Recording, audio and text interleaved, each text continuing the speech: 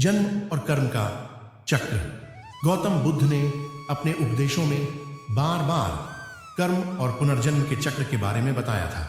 उन्होंने कहा था कि एक व्यक्ति के कर्म उसके अगले जन्म को प्रभावित करते हैं और यह चक्र तब तक चलता रहता है जब तक व्यक्ति मोक्ष या निर्वाण प्राप्त नहीं कर लेता। एक बार एक युवक बुद्ध के पास आया। वह अपने जीवन में होने वाली कठिनाइयों से परेशान था और जानना चाहता था कि क्यों कुछ लोग जीवन में बहुत सुखी होते हैं और कुछ हमेशा दुख झेलते रहते हैं।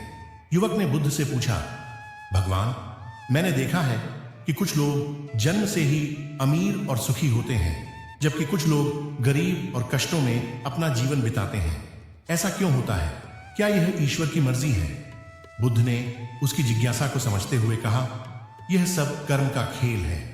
हर व्यक्ति अपने कर्मों का फल भोगता है। हमारे पिछले जन्मों के कर्म ही हमारे वर्तमान जीवन को आकार देते हैं और इसी प्रकार हमारे इस जन्म के कर्म हमारे अगले जन्म को निर्धारित करेंगे। युवक ने बुद्ध से पूछा, लेकिन क्या इसका मतलब यह है कि हम अपने कर्मों से भाग नहीं सकते? अगर हमने पिछले जन्म में बुरे कर्म किए हैं तो क्या हमें इस जन्म में भी केवल कष्ट सहने होंगे? बुद्ध ने मुस्कुराते हुए उत्तर दिया, नहीं, ऐसा नहीं है। यह सही है कि तुम्हारे पिछले जन्म के कर्मों का असर इस जीवन में हो सकता है, लेकिन यह भी सत्य है कि तुम अपने वर्तमान जीवन के कर्मों से अपने भविष्य को बदल सकते हो।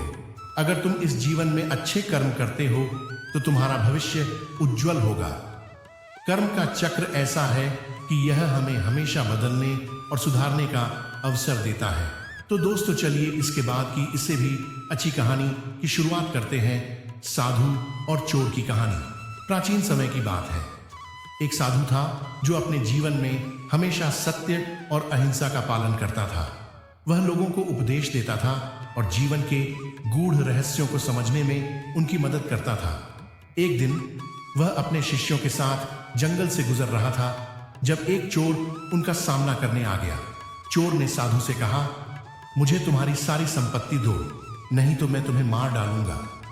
साधु शांत मन से उसकी बातें सुनता रहा और फिर मुस्कुराते हुए कहा, भाई, मैं तुम्हें यह बता दूं कि मेरे पास कोई संपत्ति नहीं है जिसे मैं तुम्हें दे सकूं, लेकिन अगर तुम्हें मेरी जान लेने से संतुष्टि मिलती है तो मैं तुम्हें रोकूंगा नहीं। चोर ने साधु की यह बातें सुनी और हैरान रह गया। उसने सोचा कि साधु तो केवल अपने जीवन के कर्मों का परिणाम भुगत रहा है, लेकिन उसे यह नहीं पता था कि साधु ने अपने पिछले जन्मों में इतने पुण्य कर्म किए थे कि आज उसका सामना होने के बाद चोर का जीवन भी बदलने वाला था। साधु की शांत और निर्दोष मुद्रा को देखकर चोर का हृदय पिघल गया। उसने अपना हथियार नीचे फेंक दिया और साधु के चरणों में गिर पड़ा। उसने कहा, मैंने अब तक जीवन में केवल बुरे कर्म किए हैं। क्या मेरे पास कोई रास्ता है जिससे मैं अपने जीवन को सुधार सकूं? साधु ने उत्तर दिया, कर्म का सिद्धांत हमें यही सिखाता है कि हमारे पास हमेशा सुधार का अवसर होता है। तुमने अब तक जो भी किया हो उसे पीछे छोड़ दो और आज से ही अच्छे कर्म करना शुरू करो। भविष्य में तुम्हें अवश्य ही इसका परिणाम मिलेगा। चोर ने साधु की बातें मान ली और उसके जीवन में परिवर्तन आ गया। उसने अपने पिछले बुरे कर्मों से तौबा की और एक नया जीवन शुरू किया।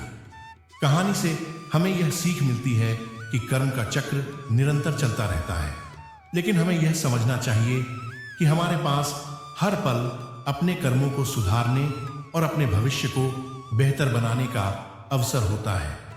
पिछले कर्मों का असर हो सकता है, लेकिन वर्तमान कर्म ही हमारे भविष्य की दिशा तय करते हैं।